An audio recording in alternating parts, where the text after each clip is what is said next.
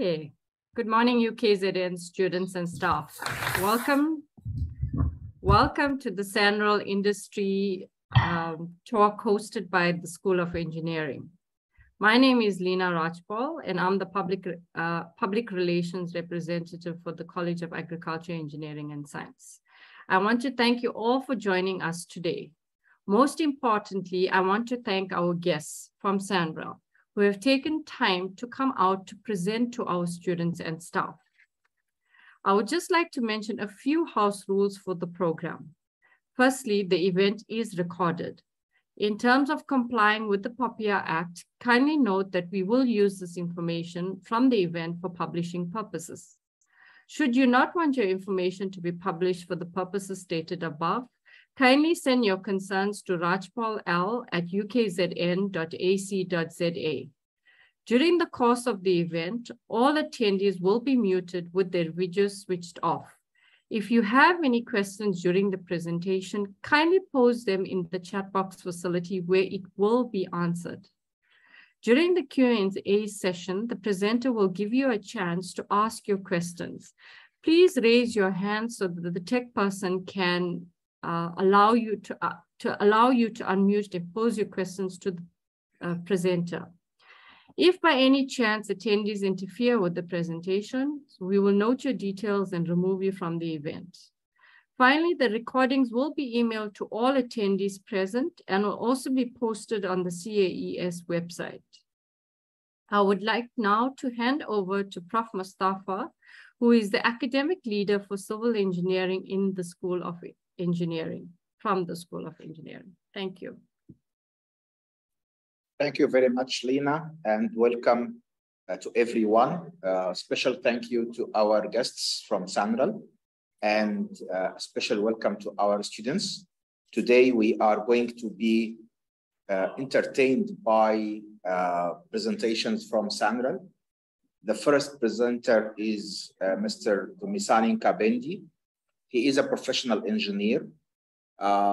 He graduated from UKZN with BSc Civil Engineering. He holds a master's degree and currently doing his PhD as well. He is the regional manager at Sanral, and he is involved in updating international standards. So he is part of different committees, not only on national level, but on international level, working on standards related to roads and pavements. So he is an expert who is going to talk to us about the N2, N3 project updates, which are taking place mainly in KZN. Definitely we will listen to a very comprehensive presentation. Please feel free to post your questions on the chat box or keep them until the end. We will have a Q&A session after the three presentations. Mr. Nkabinde, are you ready to take over? We have a hand from Sepo. Yes, Sepo.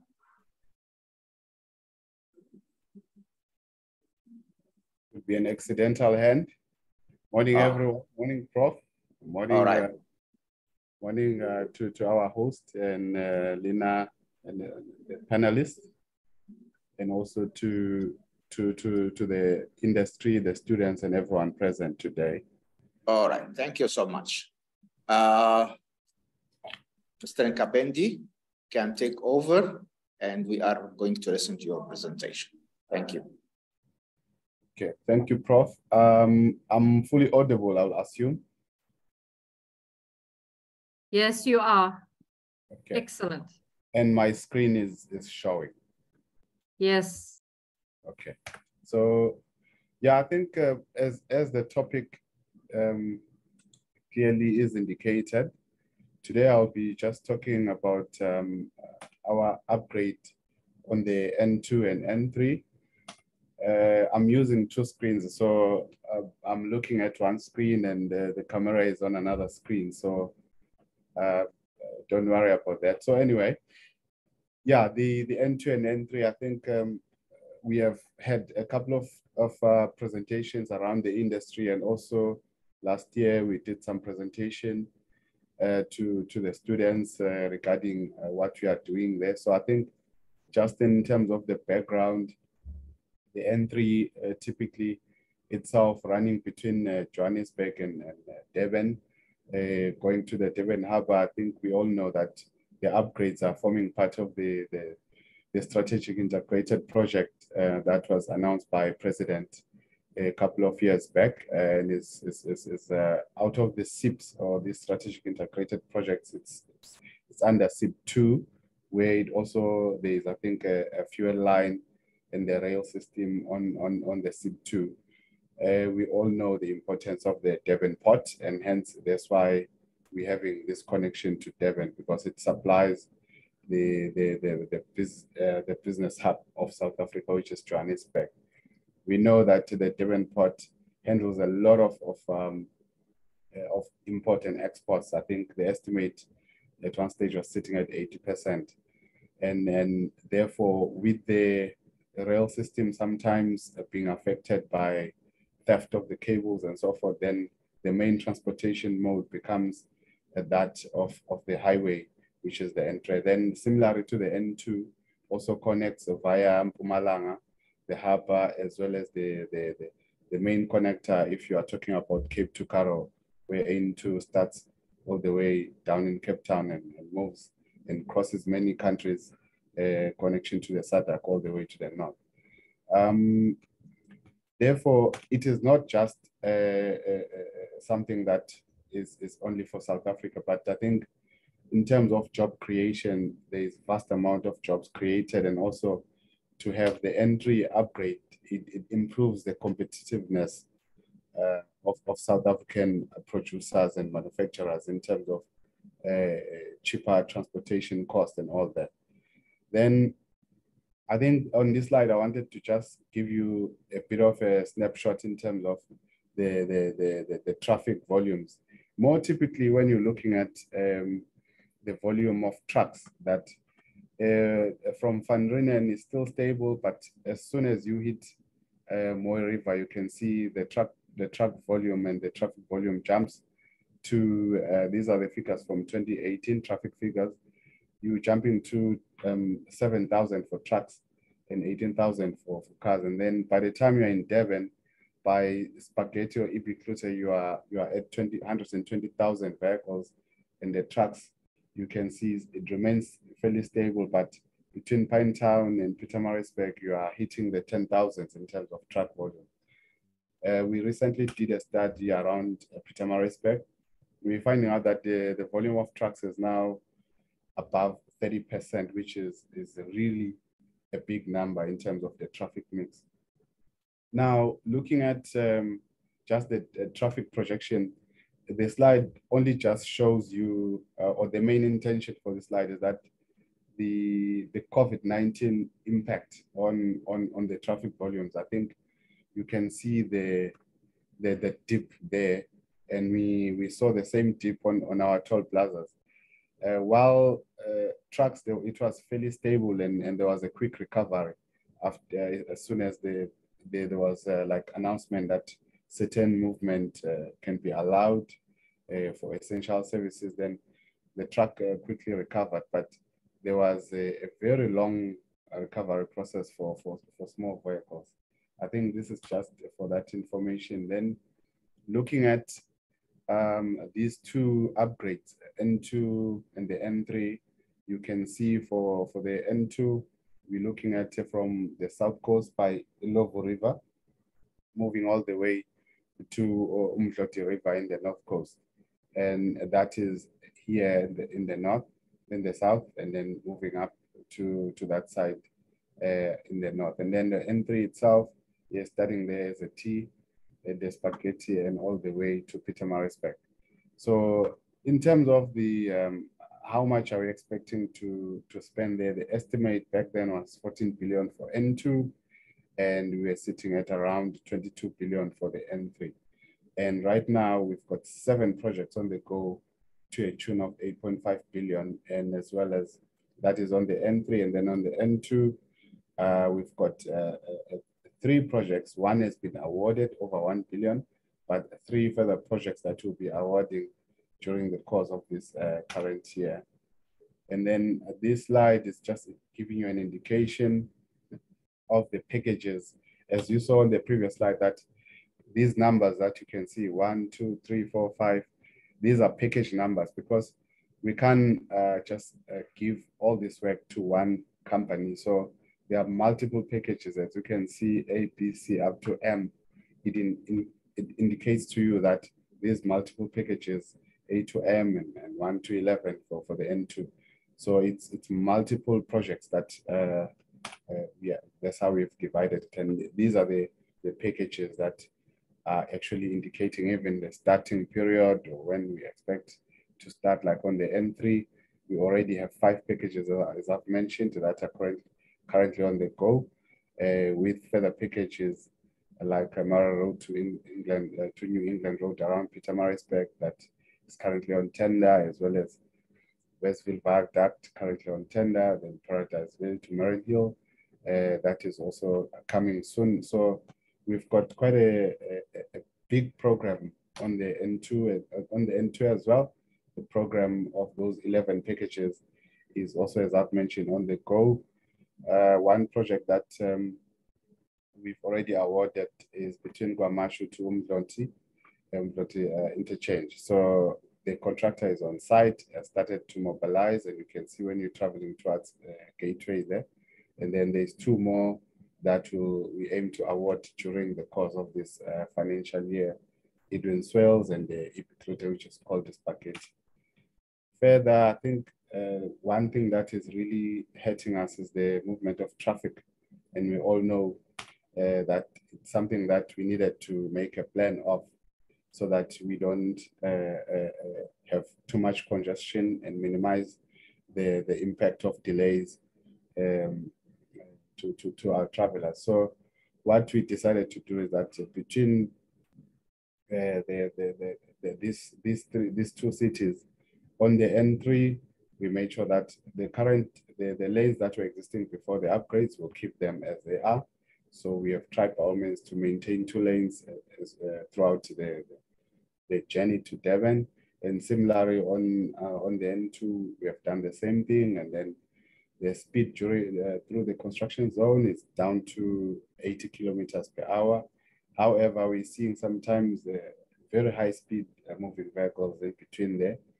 And then I think what will also under the traffic management plan, which is, I must mention that it is a big document, a well-researched document that was developed with a lot of industry stakeholders. This particular document, the traffic management plan, is actually available on request to anyone, to any member of the public. If you have to see it, we'll give it to you. It gives details on how we are planning and how we are actually implementing the management of traffic through these work zones. So we know that there are accidents that actually happens during construction or within the construction zones. And because of that, we did a proper planning of identifying alternative routes. And these are the alternative routes within the eThekwini region, which includes M4, Main Road, the 577, the Otto-Folek Road, the M4 Road, M1 Road, the Richmond Road, as well as the R102 and the M2. M19, we also know about it, and the M13 as alternative routes. Similarly, in Pietermaritzburg, there's also, you know, when you have to avoid the entry, but you're going further north of Pietermaritzburg, you can use Alexander Road, Armitage Road, Boshoff, Church Street, and so forth, in order to avoid the traffic. So we did that research so that we can provide to the user. So going forward, there is this graph that I think mostly for students, they will really enjoy this one. It's a graph that we have done to estimate the duration to clear an incident and also versus the queuing length. So if you look at an incident that takes 1 hour, it will actually be having a queue length of 4 kilometers. If that incident will take 1 hour to clear, then while we're dealing with everything there, it will have built up under different scenarios of a 10% reduction in traffic or 20% reduction in traffic. So it will clear up in 4 hours, a 2-hour incident clearing up in 6 hours and so forth. Sorry, a 2-hour incident clearing in will build up a 4 kilometer queue length. And it means if that incident is taking 3 hours to actually get cleared on the highway, it would have built up a traffic of almost 8 kilometers. And this scenario, this 10% scenario, it's something that we use the traffic from 2020 traffic, but the 10% reduction is what we saw the recovery of the traffic from ordinary traffic, that after COVID, there was a 10% reduction. But we always say, if we can do a lot of mobilization and talking to stakeholders that they must work from home if they can, and reduce the traffic by carpooling and so forth, then we'll have a lesser by 20% traffic. So if you can look at this, the clearing period, that it becomes quite flat, that with the reduced traffic, it will be quicker to actually clear incident. But that is just something that is more theoretical, that you will see when you are doing your traffic modeling. And I think this particular slide here, I think I've already talked about the communicating to the stakeholders in terms of travel less and actually use different travel times so that you can reduce the peaks and so forth. And in terms of how we communicate to the public in terms of incident, using VMSs. I think on the next slide, it shows these VMSs. We also have ads on TV, and in some publication, we also are pushing big on social media in order to try and reduce the actual traffic volume on the N3. As you have seen, that there are 3 scenarios that we predicted. Then I want to just take you through to the N3 program itself, the update to date. So regarding that program that I indicated to you, these are various packages that indicates when we expect to finish this particular project. I think you can see that the crushing contract is one of the longest. We call it crushing contract. It is just merely a project that we created that is actually manufacturing the crushed stone to supply to the construction packages. So we have done that after looking at the situation that was at Johannesburg during GFIP, where there was a shortage of commercial material or supply to the contractors of the commercial material. So in order to augment that shortage is based on our studies when we looked at what was available in the industry during the design process, we saw that we need to have these packages that is going to generate material for us. And then we have split in terms of quantities within each project that you can buy commercial if you want, but you can also source the material to these quarries that are owned by Sanral. So this is the indicator in terms of the longest, or how far we estimate that by 2026 we'll be coming to an end on most of the contracts. And some of them that are currently on the go, they will be finishing somewhere around 2024. Those contracts, I think I'll further just indicating to you that these are the the packages, the 5 packages I mentioned. There is a barrier contract, which I'll show some pictures later on, which is the manufacturing of the what is used to be called New Jersey barrier. And then the crushing contract, obviously. Then there is a package between Lawn Park and Ashburton, also Mlaza Road to Linfield, and then Cattle Ridge to Mlaza Road. Dardanelles is in Lazarus. People, they always ask what is Dardanelles. So I think it's a farm near there. It's called Dardanelles, but it's actually Lazarus, as the public knows it. So we created a dashboard model that I think this dashboard is very easy to contain all the information within here. So for instance, on this particular project, Nyeleti is the consultant, contractor is Roberts, the project manager is Mohamed Parak, the length of the project or the length of the lays being being upgraded, the period or duration is 51 months, and the project started in April 2021. We are currently 21% construction. The actual construction on the ground is 15%. Expenditure is sitting at 16%. And if you want to look at those in numbers, the expenditure to date, 15% is equivalent to 203 million to date. And the days spent, and then you look at the challenges that are there, which is the finalization of the R103, because I think we have adopted R103 as an alternative. So we're doing a lot of work on it. You can also look at what risks that exist. So the dashboard, I think, based on how we have put it, I think it gives you a very clear picture of many other things that you need to know. I think looking at this, you can see, yes, this is the value of the contract, 1.4 billion. Then there is a lot of subcontracting. The CPG is the subcontracting that is expected. We will spend around 375 million.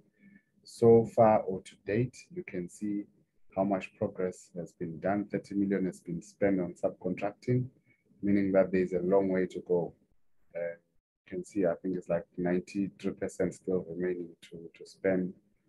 And then in terms of the SMME subcontractors that are there, 236 with 266 labor that has been employed to date.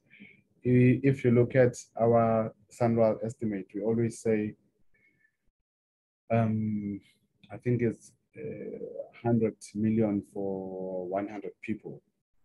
So I think that is our estimate for how many people employment that will be generated. So you can see that this is a lot of, there's a lot of people that are still going to be employed by this particular project. So I think you can even see this expenditure that is 263 labor is closely associated to our estimate of 100 million. So there are other packages that are actually indicated like that, which I think it will be just, for me, not necessary to just go through them. So it will actually make me to make up some time. This is the same information, but you can see this is a Lion Park to Ashburton. The previous one is Lazarus to Lion Park. With Ayanda as the project manager. This one is Salome. This is the crushing contract that I spoke about.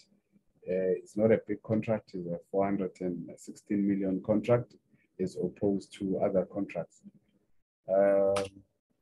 Then I think I just thought I must give you some pictures of our site camp. I've heard that you want to go and do further site visits, which we welcome, but just have a look at how we have done the traffic accommodation, that we've put these barriers here that are manufactured here. You can see the manufacturing plant and the team that is actually feeding the concrete on the molds, where the steel has been steel cage has been set up inside these molds.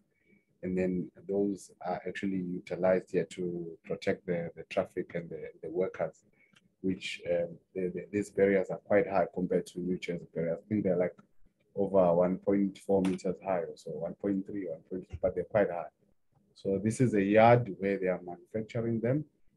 When you see them eventually, they are starting all the way from this picture here, all the way up. And then you can see the men in action there, and actually the material lying around. The next picture just gives you a bouquet of pictures.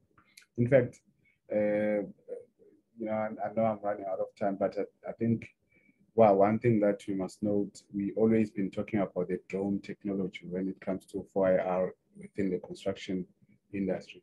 These pictures are a true testament that we are managing to monitor the construction using the drone technology here. All these pictures, you can see that they are taken from a drone. In the past, you would have had to hire a helicopter to come and do this for you. And then further on, training and job opportunities. So this is, again, an indicator of one package by category, where on this particular package, 246 labor has been employed, skilled and unskilled. And then there's also this contractor skills development that was gazetted by CIDB, which strictly states that 0.2% of a project value must be implemented in terms of this training or skills development. So for this particular project, it's equivalent to 3.5 million. So within it, there is a need to train graduates for PR range. So currently on this project so far, we've got 4. The aim, I think, is to move to 10 or so. And then we've got the guys that are from FET. There's currently 6. We are formalizing this whole thing with the Department of Higher Education. And then I think for the University of Technologies, where they need P1 and P2, we're currently on this one package. We have 10 that are actually doing their P1, P2.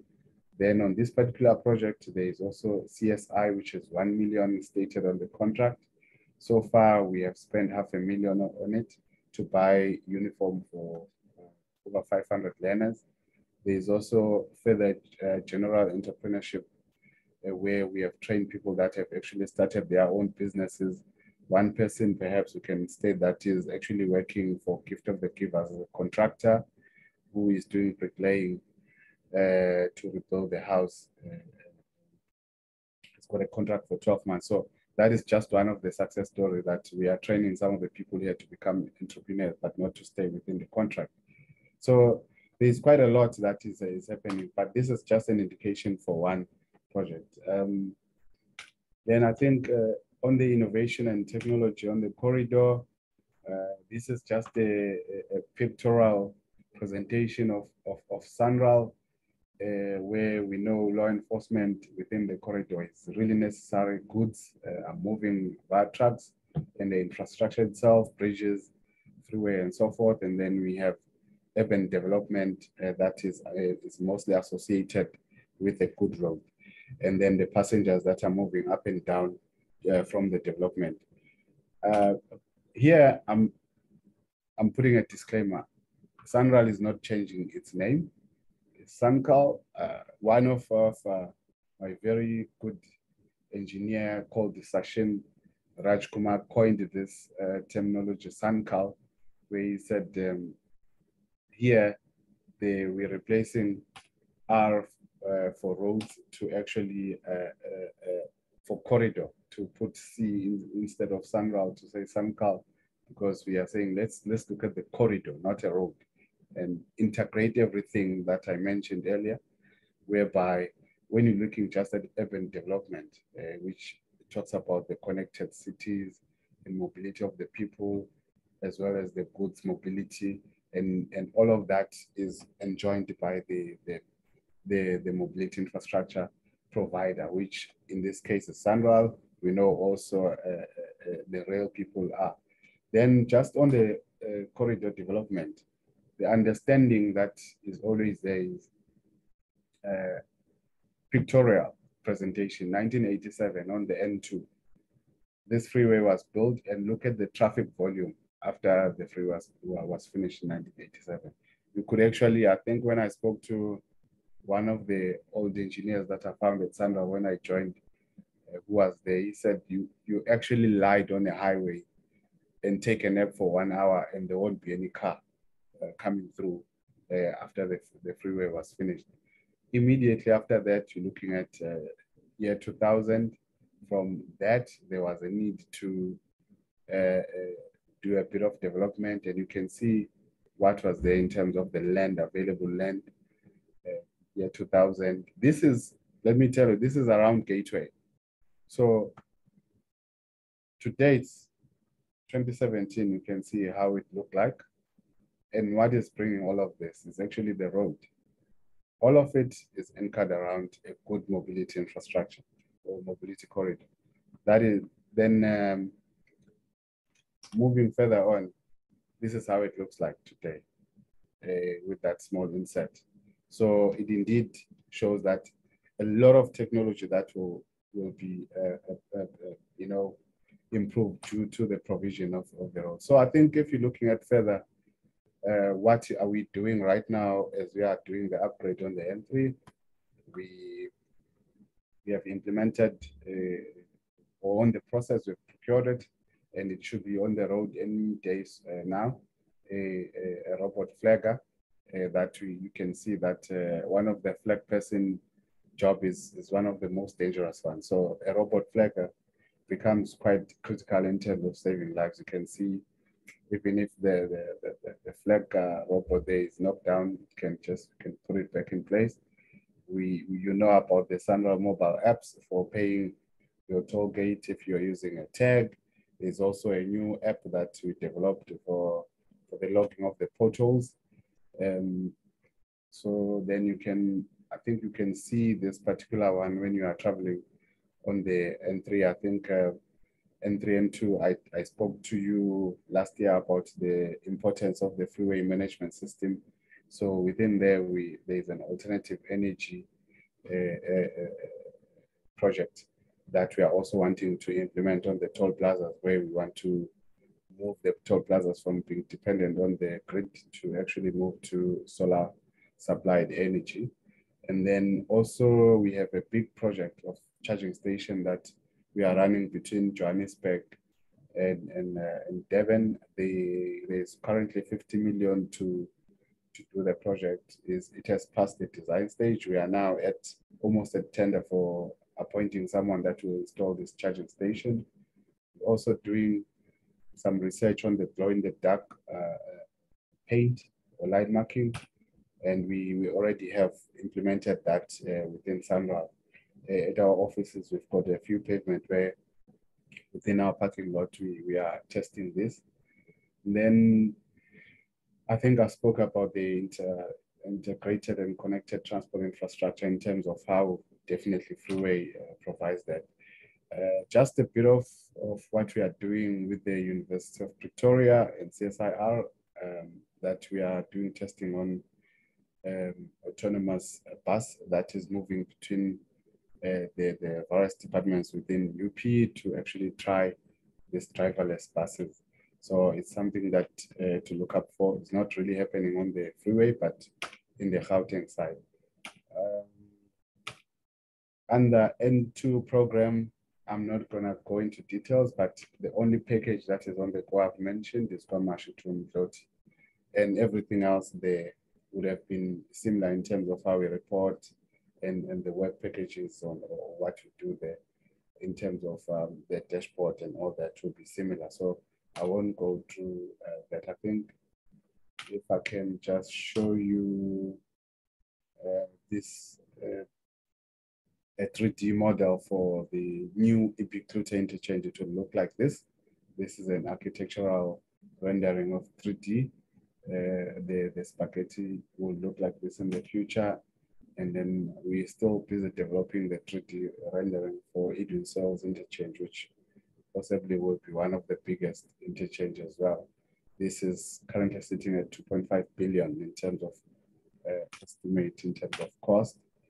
And then, yeah, I've come to the end of my presentation, but I think we must always just not forget the people that lost their life on the flood disaster that actually happened in South Africa. I think, Prof, if you may give me 1 minute, I want to show a video quickly because I've reached the end of of my slide here. It's up to you, Prof. You can, if Go you ahead, may, please. You allowing me to do it, Prof? Please, thank you. Okay, let's let me try and do this. Thank you, Prof, for that indulgence.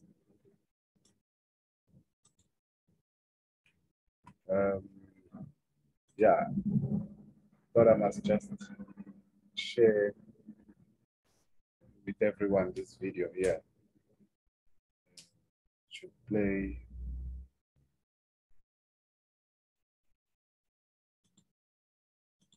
Okay.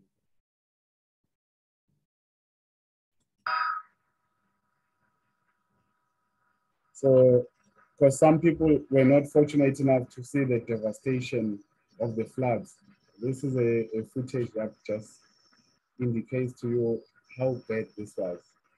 You can see the road that totally submerged, Toyota totally submerged. All those cars were actually written off. And this was a real devastation.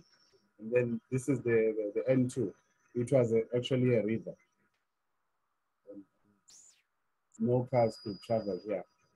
So I just thought it's necessary to just show this video for some people that were not fortunate to see these images. Total calamity, we're still counting the cost. And this is pushing engineers to think very strong about how we deal with the water on the N2 south and along this corridor.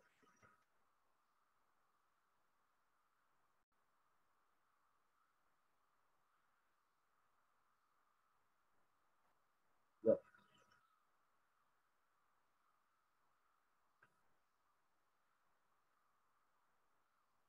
But our infrastructure was totally undermined. And I think this is a show and tell that indeed it was a devastation. Thank you very much for listening. Thank you, Dumi. It was very interesting presentation as expected. So just to summarize, I think we listened to a presentation which covered three main pillars. As citizens, we were interested in knowing the financial and the social impacts of N2, N3 upgrade projects. And I think that they are going to be very useful to our community, especially with the job creation, as explained by Mr. Nkabinde. As travelers, we have heard some news about the traffic delay and the construction progress. As engineers and engineering students, I think we heard good presentation about traffic management plan, material sourcing, the dashboard model, using the drone technology, the training and job opportunities for the engineers and the engineering students, and of course, some innovative ideas we heard. And by the way, we will have some sort of a small solar charging station at UKZN within the next few months, only for the mobile phones, nothing fancy. But also we ended up with the engineering challenges. So the flood always remind us that we have a lot of challenges to face. I see already a couple of questions there, which we will keep on record, and we will come back to a question and answer session at the end of the presentations. We have a second presentation from Ms. Mazibuko, who is an HR professional at Sanral. So Nelly, are you ready? Yes, I am. Thank you, Prof. Thank you so much. You may share your presentation, please. Thank you. Thank you. Good morning to Prof, Leena, my colleagues and students. Sneh, if you can go to the next slide. Sneh, it's Nelly who's presenting, not Rhona. Can you please change? I see this one is for Rhona.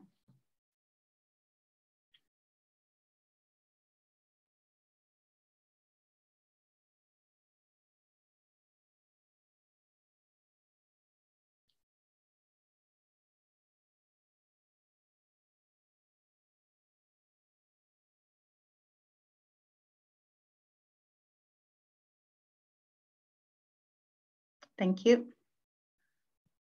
My job today is to do the presentation on recruitment initiatives at Sanral. Can you go to the second slide, please? Can you make it big, Asne? Thank you. The initiatives that we have at Sanral under recruitment, the main aim is to have growth in terms of the organization, to have more people so that we'll be able to deliver services that is required by the communities of South Africa. And we do that by attracting qualified candidates in all disciplines, especially the core function of Sanral, which is engineering. And we try to diversify our hiring as much as we can, being regulated by the Employment Equity Act. And after we've appointed employees, we make sure that we retain those people by offering the packages that we have in terms of benefits that we have at Sanral. But the main aim is to create job opportunities to the people of South Africa so that we can contribute in trying to address the unemployment rate in South Africa. Can we go to the second slide, Sneh? Okay, types of recruitment that we have within Sanral. We recruit both internally and externally. And we also use recruitment agencies. But when we use recruitment agencies, it's only when it's for temporary appointments, and also when we do the headhunting for executives positions. And then we also have internships. Under internships, we give opportunities to students who are still looking for job opportunities or just an exposure to the work environment. And then we do that in all different disciplines that we have at Sanral, including stakeholder engagement, finance, transformation, supply chain, HR, and all other disciplines that we have. And then lastly, we have WIL, which is the work integrated learnership, which means this is where we give opportunities to students who have just completed their qualifications, but they only short of the work-related experience. And then the WIL at the moment is only for students who are doing civil engineering at the universities or University of Technologies. And also we've started to also engage with students from the FET. Can we move to the next slide, please? Okay, types of employment offered by Sanral. We have permanent contracts. We also have fixed term contracts. Under fixed term, we have longer and shorter fixed term contracts. And most of the time, the longer fixed term contracts are project related. For example, the N2 and N3 projects, there we had to appoint people for 8 to 10 years fixed term contract. It is based on the duration of the project. And we also have temporal staff. That is where we just need people who will come in if maybe one of our staff member is on maternity leave or is off sick, and then we need a person there. Normally it's a month, 3 months to 6 months. Thank you. We can move to another slide. Okay, inherent requirements for positions at Sanral. When we advertise positions, of course, the qualification is the first one. Let me make an example for a civil engineer employees. Project managers will require civil engineering and also a number of experience in terms of years of experience. Normally, we recruit from 8 to 10 years for project managers. And also we need someone who is registered with professional bodies. If I can make an example, for civil engineers, we are using people who are registered with EXA as professional engineers. We can move to the next slide. Okay. Where to apply for any position at Sanral. I saw one of the students was asking where to apply. So we advertise on our website for permanent fixed-term positions. And then that is the only source of us getting information or getting CVs from learners. If we do have a vacancy, we advertise on our website, and then you click on our website and then go to careers, you will see available positions there, and then you can click, you will be taken to the URL so that you will be able to apply for any position at Sanral. But for internships purposes, for students who are civil engineering, students who are still looking for opportunities to have work-related experience, you use the internships er@nra.co.za if you are in KZN or in Free State. And then for the people who are living in Gauteng, and then internships nr@nra.co.za. And then if you are in Gqeberha, internships sr@nra.co.za. And then if you are in the Western Cape, internships wr@nra.co.za. The ER, NR, SR, WR, those are our 4 regions that we have offices in.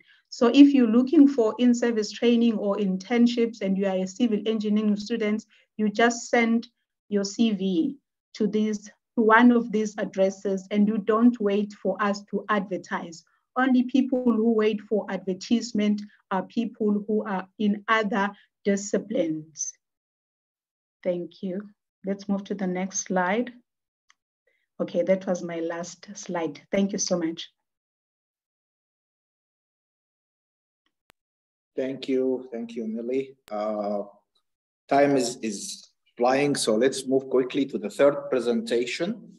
And our third presenter is Ms. Rhona Erasmus. She is the bursary admin at Sanral, so our students will be very interested to listen to this presentation. After this one, we will consider the questions during the Q&A session. Thank you. Rhona, are you ready?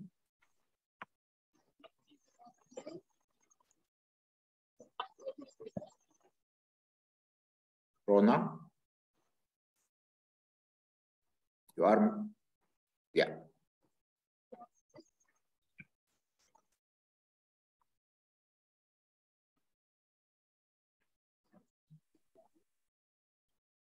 Rhona, we don't hear you.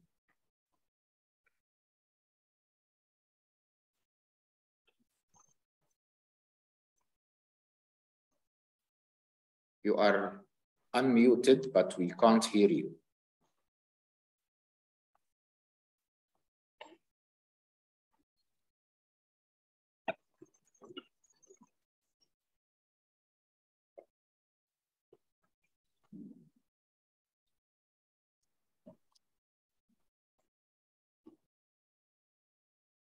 There is still no sound.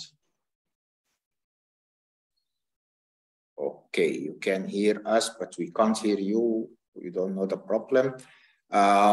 You may leave the meeting and rejoin again. Hopefully this may solve the problem. While this is happening, let's just entertain the questions. And let's bring back Mr. Nkabinde. Dumi, if you can unmute, please. Yes, yeah, thank you. Yes. There is a question on the communication with Transnet regarding railway system upgrade. Is there anything in that regard? A question from Tolly. Yes. Tolly, yes. There is indeed a very serious communication between Transnet and Sanral, also with Prasa and all of them. So I think we definitely have like a very strong ties, not just with the rail people. Also, I think if you look at the city of eThekwini and other district municipalities, we have a lot of meetings with them in terms of what you call bilaterals, also meetings or communication with the DOT. So I'm bringing all of them so that you can see the bigger picture, that these meetings are necessary for planning, so that in terms of traffic planning, we don't do our own without having an integrated transportation network, which includes rail, national road, provincial roads, municipal roads. So we link up with all of those other stakeholders, including Transnet. So definitely I can even mention to you that even the port of Devon, we also have a communication with them, because I think they do have their own problems in terms of queuing and siding and the loading and XYZ, so that we have this planning seamless movement of traffic from rail to road, from port to the road, and so forth. Yeah. Thank you. And I think our students know what is integrated public transportation planning systems, and definitely this is not just on the textbook. It is taking place at the different levels in our road entities. There was a question also from Pilani about how to apply for graduate opportunities. I think this one was answered during the previous presentation. Yes. Pilani, are you covered? All right, we'll come back to you if you want to ask again. Then you answered, Dumisa, you answered the question from Mpo. Then Tapeso asks, does Sanral offer opportunities for students with math and stats major? Yes, the answer is yes. I think while we are a road entity, you must just understand that we hire lawyers, because we have get subjected to a whole lot of lawsuits and tender or bid, what you call disputes, as well as within the contracts. We hire people like not just lawyers, I think what you call arbitrators and things like that. So you go to, how do we pay our people? How do we pay contractors? How do we pay staff? So we hire accountants, we hire, chartered accountants, we hire professional accountants, and just, financial administrators and all that. So the whole thing is just like wide. We hire communication people. You saw the communication on my TMP. Marketing and communication is also a big part of what we do. SCM, we have a lot of SCM, and SCM department is really growing. I think it's going to achieve, soon we'll have maybe 70 or 100 people now under the SCM department. We hire mechatronics engineers because we are very strong with the research and innovation. We hire environmentalists for obvious reasons. So, I mean, we hire economists because we need to understand, yeah.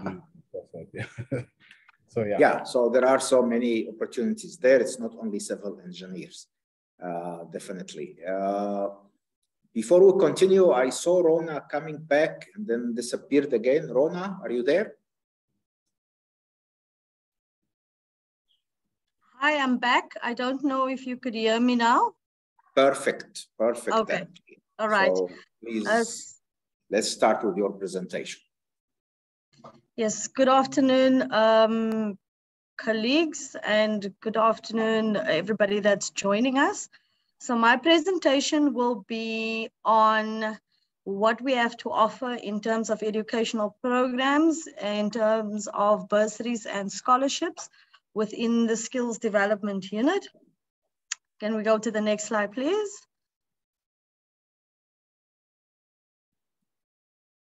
So the next slide would be on, I think we can skip this one. This is a brief overview of Sanral, and I think Dumisa gave us that background already. It's just a brief introduction of what Sanral is and what Sanral does. And then in terms of the scholarships, I think we had a question about this previously from one of the students, but in terms of the scholarships, Sanral's investment model for skills starts with the development and support through our scholarship program.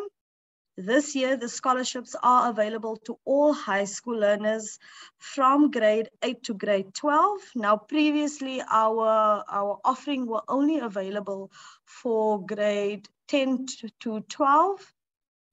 And since last year, our policies have changed and we've adapted new more to we are trying to be more inclusive of more students to the scholarship program and the bursary program, like Dumisa has said. So our offering is now open from grade 8 to grade 12, irrespective of subject choice. The scholarships will be awarded to learners who aspire for all-round academic excellence, are South African citizens, and have an overall average of 60%. Scholarships are granted based on academic merit and financial need. The next slide, please. So these are the minimum requirements that you can check out on our application forms that would be required for an applicant to apply for the scholarship program. Currently, the application is open. Was opened on the 1st of June, and it will close on the 30th of September. I think we can go to the next slide. I know we are pressed for time. Then we have the external bursaries. Now, like Dumisa has said, we have a variety of students within the bursary program to be more inclusive. And it used to previously, we would only fund civil engineering students, but that has now changed tremendously. We have students from various disciplines who support the business. And so from time to time, the criteria will change, or what we have available will change, because it does depend on how many students leave the bursary program and how many students are still busy within their respective qualifications, completing their qualifications. So the aim is to support the deserving qualifying students in the field of civil engineering and other professions related to the core business of Sanral. Students at universities of technology and vocational and TVETs are encouraged to apply. The next slide will show you what we had available, or where we have bursaries available for next year. So students within these various disciplines were encouraged to apply. The closing date is again the 30th of September, and you have a few weeks left to actually submit your application if you are interested. Next slide, please. These are the minimum requirements that you are welcome to read through it. Students who are already at tertiary need a 60% overall average. Students in matric, a 70% overall average. Bursaries are for postgraduate students and undergraduate students. I would encourage students who are doing postgraduate studies at UKZN to apply. I don't think we've had a postgraduate student at UKZN before. And those are the other requirements that would be looked at when we do the bursary awards. We can go to the next slide, please. Then there's some important information that you have to look at. As all this information is on the bursary application form. You can look at it, and if there's any queries relating to the application or to the scholarship, you are more than welcome to send an email to the email box and just request more information or clarity on anything that you need clarification on. Someone will respond to you as soon as they possibly can, so that you can submit your application with clarity. The next slide would be our contact info or what the bursary covers. So it's a full cost bursary. It covers your registration and your tuition, accommodation, if the student lives in residence or private accommodation. The study material and equipment, that's basically your books and stationery requirements, food, living allowance, and access to a wellness program. Over the last 2-3 years, our students have really benefited tremendously from having access to the wellness program and made excessive use of that. And we found that to be very reassuring. We have plans and we are currently in procurement phase, I think. We are securing the services of a tutoring service, and we also embark on the process of securing learners and driver's license for our students, as we've realized what an integral part that plays in making a student or a graduate more employable. The next slide, please. So these are the closing dates, as I've mentioned before. Any queries in relation to the scholarships or the external bursaries could be directed to those email boxes, and somebody will get in contact with you with regards to your queries. Thank you very much. Thanks a lot, Rhona. That was short but to the point. So yes. I think everyone was waiting for this information. Yeah, if I may answer. Sorry, yes. Prof, if I may answer one of the questions that was previously answered, yes, about queried about the graduate training. How do you apply for graduate training? Yes. So it would be advertised when there is available for graduate training, when there is spaces available for graduate training. All right. The question is, where do you advertise? It would be on our Sanral website and our various social media platforms like we do with the bursary. Will you be able to share these adverts with us on time so that we can also share with our students and our graduates? Okay, sir. We can do that. Thank you so much. Thank you very much. There was a question on the appointment of IT specialists, and I think Dumi covered the point, so I assume IT, of course, would be needed. There was a hand. I saw a hand coming up and down a couple of times. So we are now open for questions. So if anyone wants to ask a question, please raise your hand.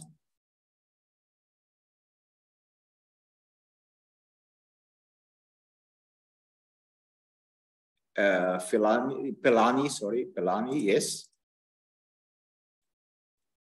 Please unmute.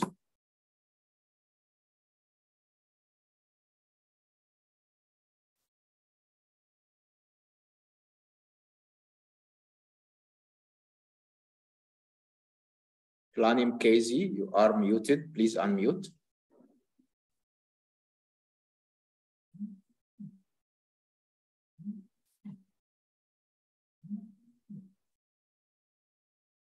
Okay, I think he has a problem there.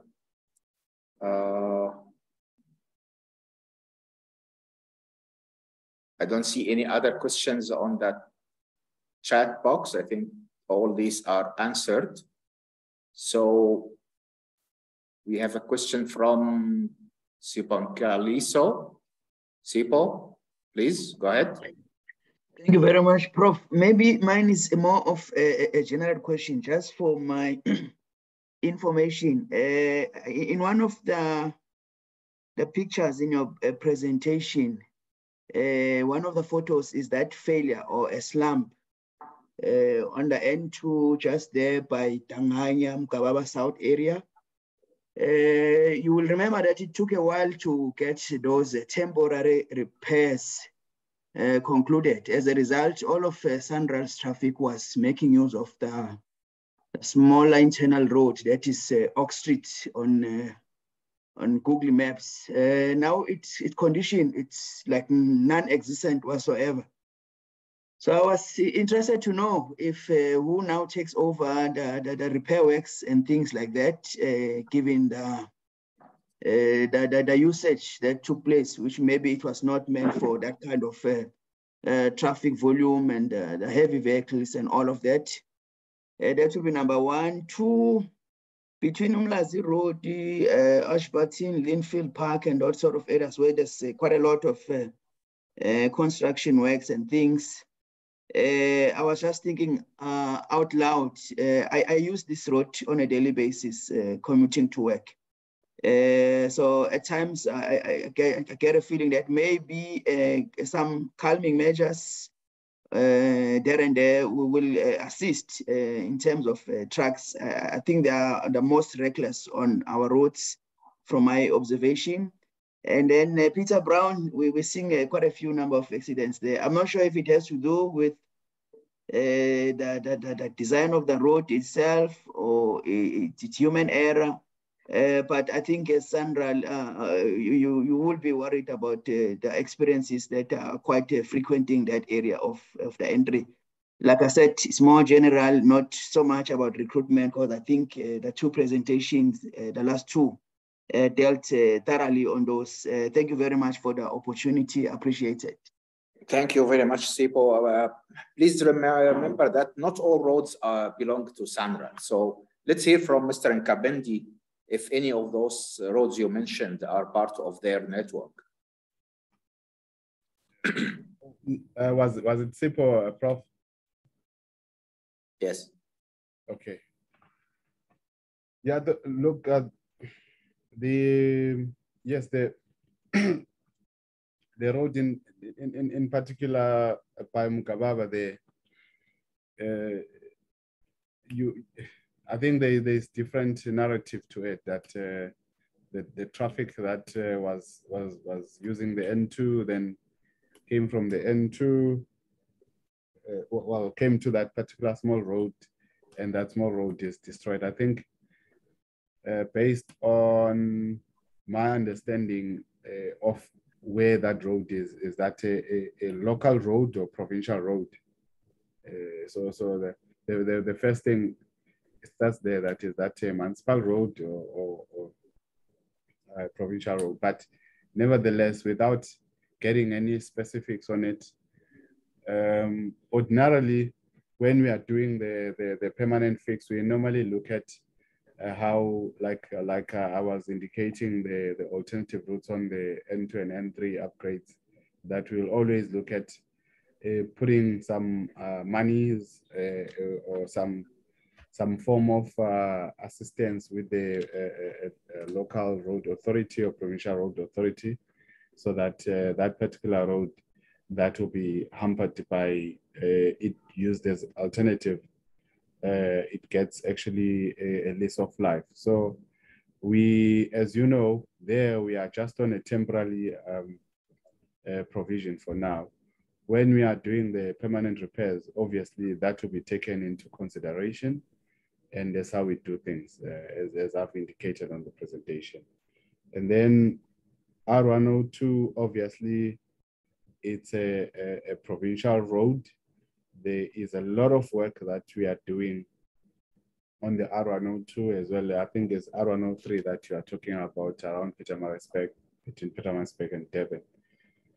While we are doing a lot of work there, but the road authority still remains that the road belongs to the provincial road department. So what we will precisely do is to make sure that the road, in terms of the pavement and so forth, that is kept, or we assist with making it strong, so that the traffic that is coming from the main highway doesn't damage it as much, or we improve it so that it doesn't get damaged at all. But in terms of putting humps and so forth, that becomes like a road authority responsibility in terms of traffic management and traffic flow. So it's not something that we'll do as Sanral. Then Peter Brown, yes, Peter Brown is one small bridge on the N3, just outside of Pietermaritzburg.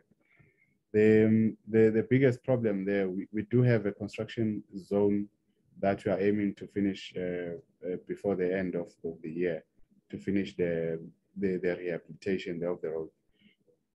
The road is quite a legacy problem, where we can say what we are saying today. The road is quite old, very, very old.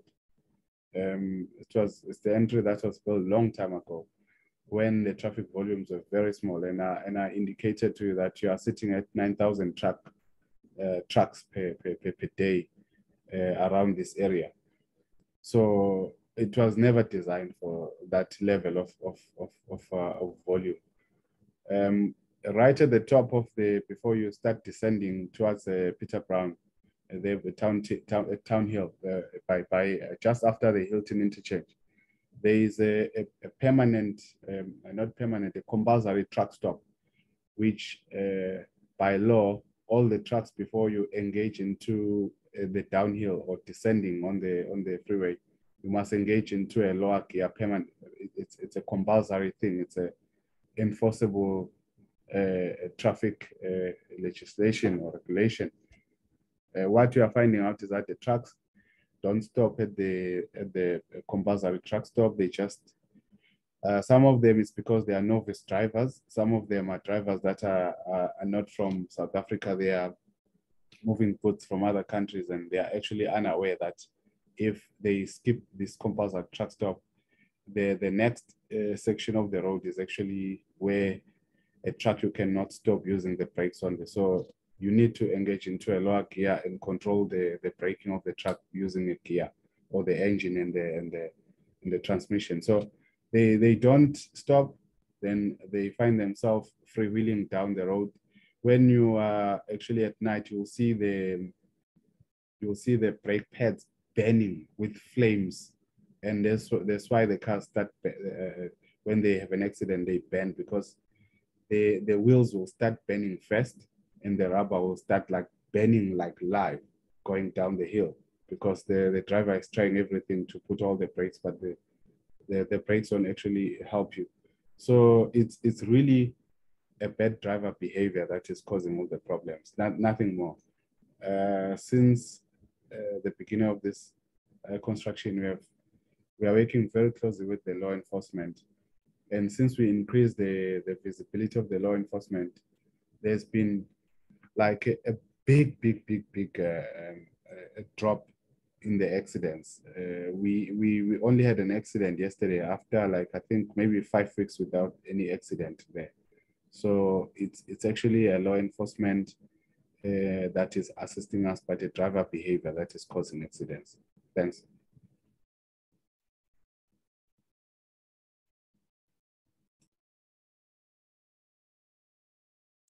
You muted, Prof. Oh, sorry. I'm saying thank you so much, Dumi, for that. Colleagues, we are running a little bit over time, so we have to stop here. Please feel free to send any questions if you still have to our presenters. I would like to thank Mr. Dumi Nkabinde, Ms. Nelly Mazibuko, Ms. Rhona Erasmus for their inputs today and for allowing us this time. Highly appreciated. And to remind everyone of the next talk, which Sneh is going to share with you now on the screen. And with that, thank you so much. And yeah, looking forward to see you again in a different talk. Thank you. Take care. Bye-bye. Thank you very much. Thank you very much. Thanks, everyone.